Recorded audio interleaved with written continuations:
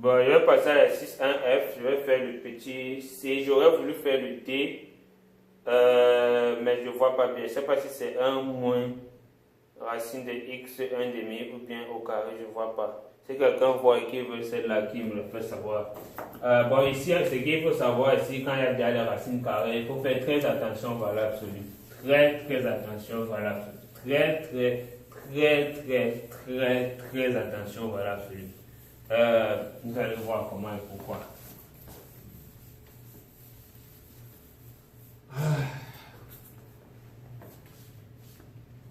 Juste à titre de rappel, pour ceux qui ont d'autres exercices dont ils veulent la correction, sentez-vous libre de poster sur la page. Je crois que tout le monde a la possibilité de poster là-bas et on se souciera du reste.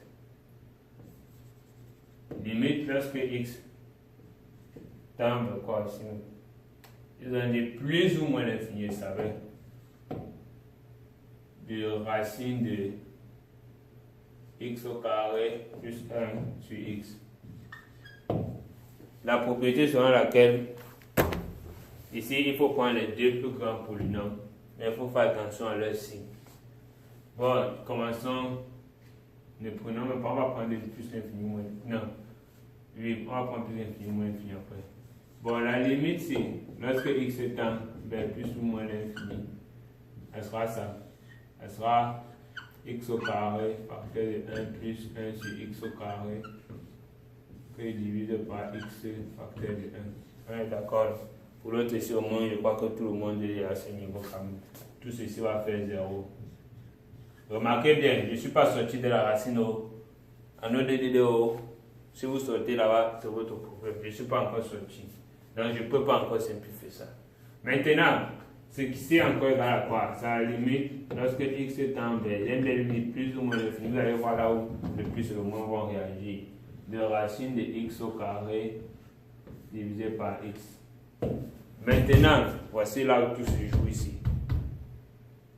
La racine carrée de x au carré, ce n'est pas x. Puisqu'on a dit ici, x appartient à R. La racine carrée de x au carré, c'est valeur absolue de x. Donc ceci encore, c'est quoi? C'est égal à la limite, lorsque x tend vers plus ou moins l'infini, de valeur absolue de x divisé par x. Or, valeur absolue de x est égal à quoi? Est égal à x si x est positif et moins x si x est négatif. C'est pour ça que la valeur absolue de moins 2, c'est moins 2 qui fait plus 2. Valeur absolue de plus 2, c'est 2. Ceci dit, on casse maintenant. Première des choses, limite lorsque x tend vers plus l'infini de f de x. Si x tend vers plus l'infini, forcément il est positif. S'il est positif, on a dit quoi? Sa valeur absolue c'est x encore. Ce qui est égal à la limite lorsque x tend vers plus l'infini. Valeur absolue de x ici, ce qui c'est x. On a dit x limite. X sur x, ça sera 1. Ça veut dire que la limite lorsque x tend vers plus l'infini de f de x égale à 1. Ensuite, on passe au deuxième. À la limite, lorsque x tend vers moins l'infini de f de x tend vers moins l'infini, donc c'est négatif, égale à la limite, lorsque x tend vers moins l'infini, de quoi? Ce sera moins x ici, divisé par x. Or, moins x c'est x, ça fait quoi? Ça fait moins 1.